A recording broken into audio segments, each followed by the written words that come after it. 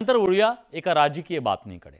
शिंदेंच्या शिवसेनेच्या वर्धापन कार्यक्रमात शिंदे गटाचे नेते रामदास कदम यांनी अजित पवारांसंदर्भात केलेल्या भाषणामुळे नव्या वादाला तोंड फुटलंय। अजितदादा थोडे दिवस आले नसते तर चाललं असतं असं सूचक विधान रामदास कदमांनी केलं आणि एकच वाद सुरू झाला। महाराष्ट्राच्या इतिहासामध्ये आतापर्यंत कुठल्याही मुख्यमंत्र्यांनी असे निर्णय घेतले नाहीत। असे निर्णय तुम्ही घेतलेत, तुम्ही तिघांनी घेतलेत। देवेंद्र फडणवीसांचं देखील अभिनंदन, तुमचंही अभिनंदन। मागून आलेले आपले दादा थोडे दिवस नसते आले तरी चाललं असतं।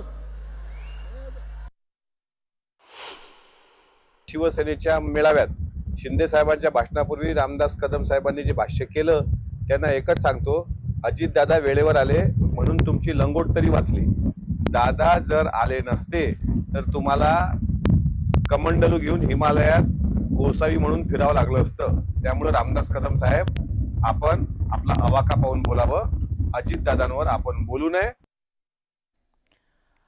या संदर्भात बोलण्यासाठी स्वतः शिवसेनेचे नेते रामदास कदम आता आपल्या सोबत आहेत। रामदास भाई, स्वागत आहे तुमचं न्यूज 18 लोकमत मध्ये। आणि त्याचबरोबर राष्ट्रवादीचे प्रवक्ते उमेश पाटील आता आपल्या सोबत आहेत। उमेशजी, तुमचं सुद्धा स्वागत। रामदास भाई, तुम्ही स्पष्ट बोलण्यासाठी प्रसिद्ध आहात, महाराष्ट्राला हे माहिती आहे।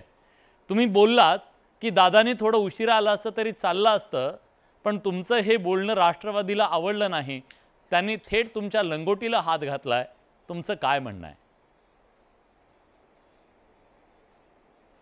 नाही, मला वाटतं मला वादग्रस्त इथं काही बोलायचं नाही आज।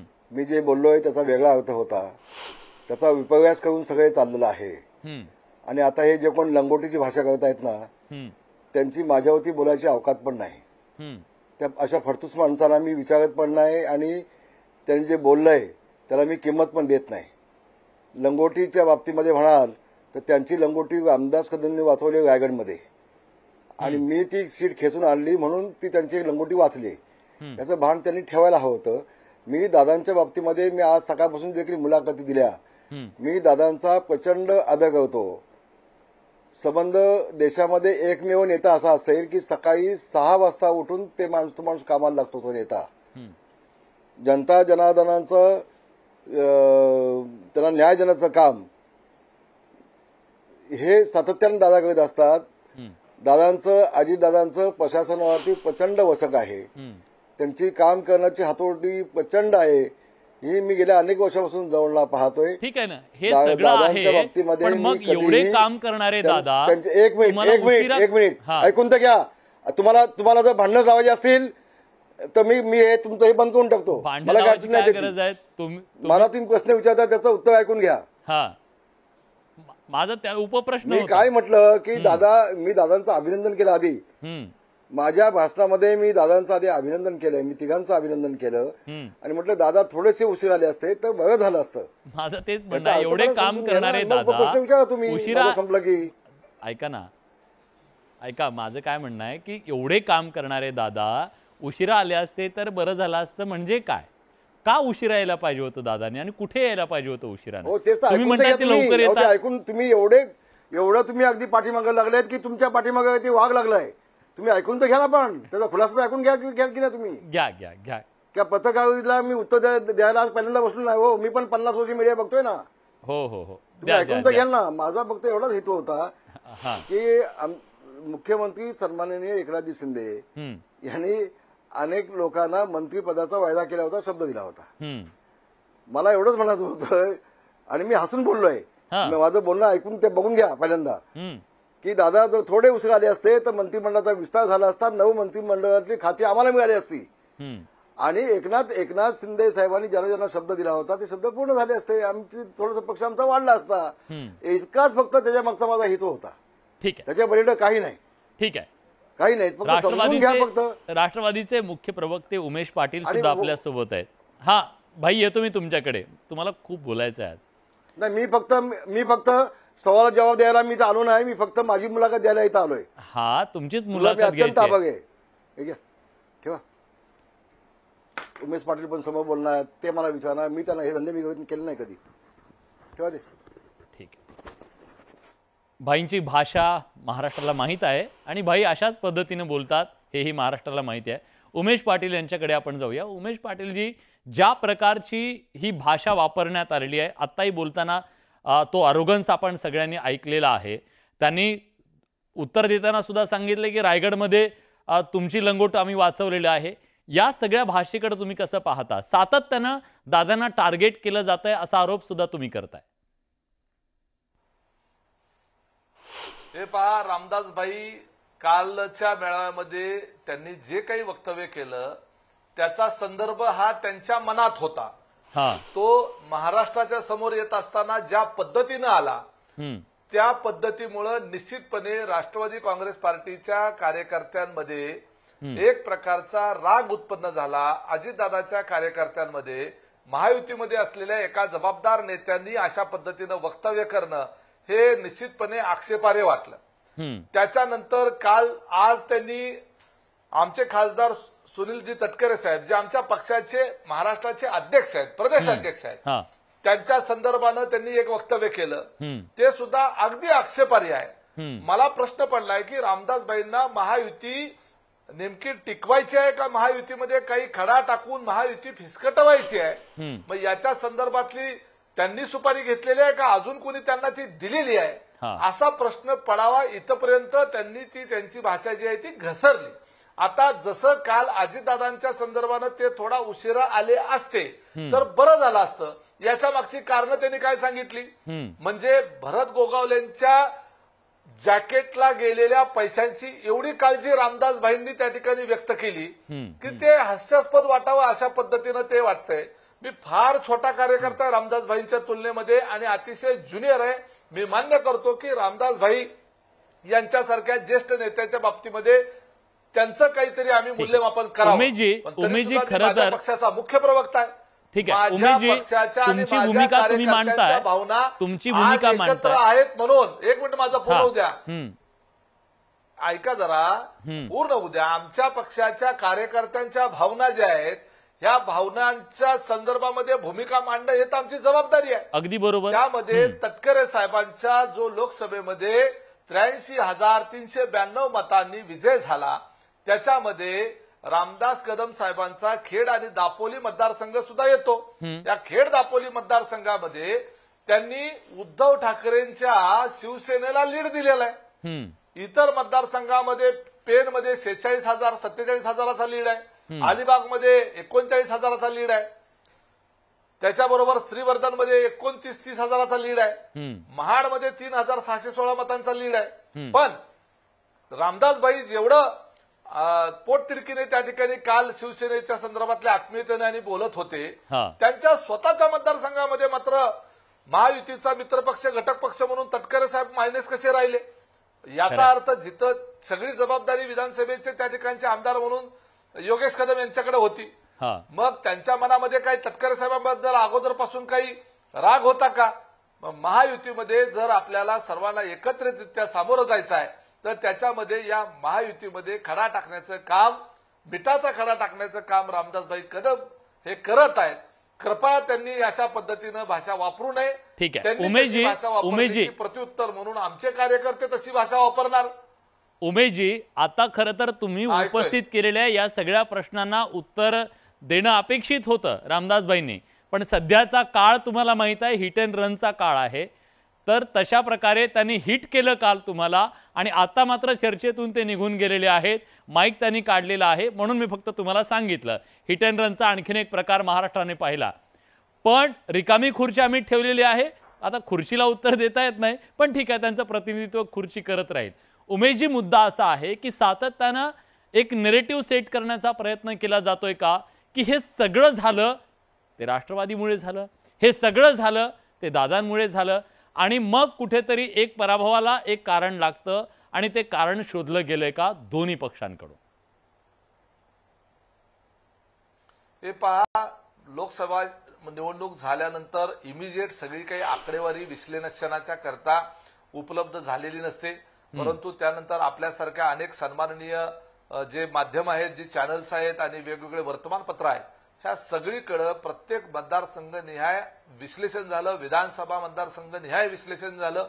जिथं भाजपचे उमेदवार निवडून आले त्याचं विश्लेषण झालं, जिथं पराभूत झाले त्याचं विश्लेषण झालं, शिवसेनेचे जिथं होते तिथं आणि आमचेही जिथं होते तिथं. या सगळ्या याच्यामध्ये पर्सेंटेज वाईज काढलं तर राष्ट्रवादी काँग्रेस पार्टीनं जे आमचे मित्रपक्ष आहेत त्यांचे खासदार निवडून आणण्यामध्ये अत्यंत महत्वाची भूमिका बजावलेली आहे. हे पडलेल्या मतांच्या आकडेवारीवरून स्पष्ट झालेलं आहे. त्यामुळं राष्ट्रवादी काँग्रेस पार्टी किंवा अजितदादांना सोबत घेतल्यामुळं महायुतीचं नुकसान झालंय हे कुठेही दिसून आलेलं नाही, तसं कुठेही कुणी म्हटलेलं नाही. भारतीय जनता पार्टीच्या पण मग हा नेरेटिव्ह का, हा महाराष्ट्राच्या समोर नेरेटिव्ह का जातोय की महायुतीला अजितदादा नकोश आहेत, अजितदादा नकोश झालेत, हा नेरेटिव्ह का जातोय? हे जे आम्हाला असा संशय आहे, आमच्या राष्ट्रवादी काँग्रेस पक्षाचे आधीचे जे मूळ पक्ष आहे त्यामधून काही बातम्या या पद्धतीनं पेरल्या जात आहेत जेणेकरून महायुतीमध्ये राष्ट्रवादी काँग्रेस पार्टीच्या कार्यकर्त्यांमध्ये आणि शिवसेनेच्या कार्यकर्त्यांमध्ये कुठेतरी संभ्रम निर्माण व्हावा याच्याकरता त्या बातम्या पुरवल्या जात आहेत. तशा पद्धतीची बातम्या छापून आणण्याच्या करता प्रयत्न केले जात आहेत आणि तसे इनपुट काही ठिकाणी दिले जात आहेत. आता आकडेवारीत समोर आलेले आहे, त्यामुळे दूध का दूध पाणी का पाणी झालेलं आहे. त्यामुळे राष्ट्रवादी सोबत आल्यामुळं फायदा झाला का नुकसान झाला हा संदर्भच लागू होत नाही, कारण नुकसान तर तिघाचंही झालेलं आहे. पण एक असा आहे की आता या सगळ्यामध्ये विधानसभा निवडणुकीला सामोरं जात असताना अंकगणित मांडलं जात आहे. प्रत्येक जण मागणी करतोय, तुम्ही 80 जागांची मागणी करताय, शिवसेनेनं तर सांगितलं की 100 जागा आम्हाला हव्या आहेत आणि मोठा भाऊ असलेल्या 105 आमदार ज्यांच्या आहेत त्या 105 जणांना तर 105 पेक्षा जास्त जागा असतील. मग 288चं गणित बसणार कसं? याला एकच पर्याय आहे, महाराष्ट्राची विधानसभा ही 400 जागांची करावी लागेल आणि मग ते शक्य होणार आहे. त्यामुळं वस्तुनिष्ठ परिस्थिती लक्षात घेऊन प्रत्येक पक्षाची मतदारसंघ निहाय ताकद लक्षात घेऊन तिथल्या जे कोणी इच्छुक उमेदवार असतील किंवा विद्यमान त्या ठिकाणचे काही आमदार असतील किंवा मागं काही रनरअप असलेले असतील, आज रोजी त्यांची निवडून येण्याची क्षमता किती आहे आणि ज्याची सर्वाधिक निवडून यायची क्षमता असेल तो मग कुठल्या का पक्षाचा असेना त्याला त्या ठिकाणी उमेदवारी देण्याच्या संदर्भामध्ये भूमिका तिन्ही पक्षांनी मिळून घेतली पाहिजे. जर महायुतीला पुन्हा सत्तेमध्ये यायचं असेल आणि ती सत्ता यावी म्हणून जर आमच्या मनामध्ये प्रामाणिक भूमिका असेल तर तिन्ही पक्षांनी मतदारसंघ निहाय बारकाईनं त्याचं ऑब्झर्वेशन करून त्या ठिकाणची पूर्वीची परिस्थिती, आताची लोकसभेतली मतदानाची परिस्थिती, पूर्वीचे जिल्हा परिषद नगरपालिका महापालिकांमध्ये त्या एरियापुरती मिळालेल्या मतांची परिस्थिती, तिथं असलेले आताचे झेडपी सदस्य नगरपालिका सदस्य नेमके कोणाकडे किती आहेत याची सगळी परिस्थिती, शिवाय आता आजकाल सगळे सर्वे केले जातात त्याच्यातून येणारी परिस्थिती, आजचं त्या ठिकाणचं नेरेटिव्ह काय आहे, अजून 15 दिवसांनी महिन्यांनी काय नॅरेशन त्या ठिकाणी तयार होतंय, उमेदवार त्याची खेचून आणण्याची क्षमता नेमकी कोणाची आहे, हे सर्व निकष जे आहेत ते तपासून बघितल्यानंतर जो उमेदवार तिथं निवडून येईल मग तो ज्या पक्षाचा असेल त्याला त्या ठिकाणची उमेदवारी निवडून येण्याचा हा क्रायटेरिया ठेवा असं तुम्ही सांगताय. तरच खरंय उमेशजी, पण खरं तर या चर्चेमध्ये जेव्हा अपेक्षा ही होती की जी बाजू त्यांनी काल त्यांनी जे वक्तव्य केलं त्याच्या मागची त्यांची भूमिका काय आहे हे जाणून घेण्याचा आमचा प्रयत्न होता, भांडणं लावण्याचा प्रयत्न नाही. पण आज आम्ही पुन्हा एकदा आवाहन करतोय आता रामदास कदम यांना, रामदासजी तुमची खुर्ची रिकामी आहे, कॅमेरा लागलेला आहे, तुम्ही या, तुमची भूमिका जी काही असेल ती मांडा. भांडण लावण्याचा प्रश्न नाहीये, पण जी भूमिका तुम्ही काल मांडली त्याच्या मागची भूमिका जी आहे ती विषद करण्याचे किंवा तुमच्या पक्षाची भूमिका मांडण्याचा प्रयत्न तुम्ही आता या कार्यक्रमाच्या माध्यमातून करावा ही आमची अपेक्षा आहे. पुन्हा एकदा आपण त्यांना विनंती करतोय, रामदासभाई तुम्ही ऐकत असाल बाजूच्या सोफ्यावर कुठे बसून तर या कॅमेऱ्यासमोर बसा, हिट अँड रन करू नका अशी अपेक्षा महाराष्ट्राला आहे. उमेशजी मी पुन्हा तुमच्याकडे येतोय. ज्या प्रकारे ऑर्गनायझरमध्ये एक प्रकारे सांगण्यात आलं, लेख लिहिण्यात आला आणि असं भासवण्यात आलं किंवा सांगण्यात आलं की राष्ट्रीय स्वयंसेवक संघाला हे आवडलेलं नाहीये तुमचं सरकारमध्ये येणं. आता अशा परिस्थितीत राष्ट्रीय स्वयंसेवक संघाची नाराजी असताना तुम्हाला या विधानसभा निवडणुकीला सामोरं जाण्यात कुठला संकोच वाटतोय का? हे पहा, आपल्याकडे व्यक्ती स्वातंत्र्य आहे. प्रत्येकाला आपापली मतं आपापल्या पद्धतीनं व्यक्त करण्याचा आपल्या संविधानाने मूलभूत अधिकार दिलेला आहे. जरी ऑर्गनायझर मध्ये संबंधित लेखकानं त्याचं स्वतःचं मत त्या ठिकाणी व्यक्त केलं असलं तरी राजकीय पक्ष म्हणून असलेल्या भारतीय जनता पार्टीच्या निर्णय प्रक्रियेत असलेल्या आणि या सगळ्या प्रोसेसमध्ये पहिल्यापासून सहभागी असलेल्या कुठल्याही नेत्यांनी, जबाबदार नेत्यांनी तसं वक्तव्य केलेलं नाही.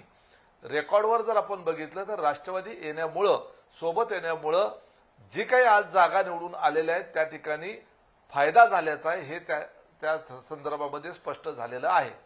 ज्या ज्या ठिकाणी भारतीय जनता पार्टीचं नुकसान झालेलं आहे त्या ठिकाणी राष्ट्रवादी काँग्रेस पार्टीचा फार मर्यादित रोल होता.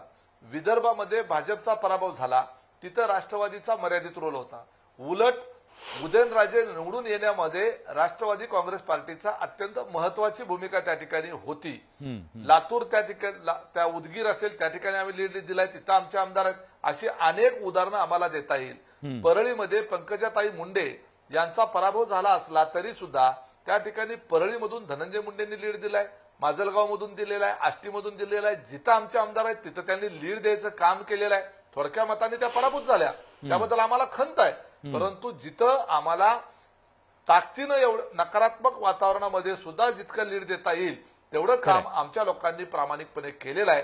कदाचित ऑर्गनायझरचे ते जे कोणी लेखक आहेत त्यांनी जर आधी आमच्यासोबत संवाद केला असता तर कदाचित त्यांनी तो लेख जो आहे तो लिहिलेला लेख फाडून पुन्हा वेगळ्यानं लेख लिहिला असता असं आम्हाला निश्चित वाटतंय.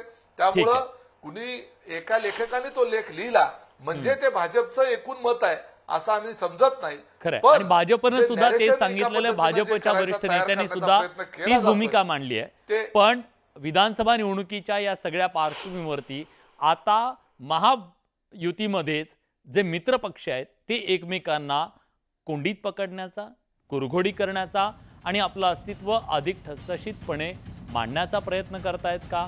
आज हे वादविवाद का होत आहे? अपयशानंतर की उद्याच्या भविष्यातल्या राजकारणासाठी? उमेशजी, धन्यवाद. तुम्ही न्यूज 18 लोकमतशी सविस्तरपणे बोललात त्याबद्दल.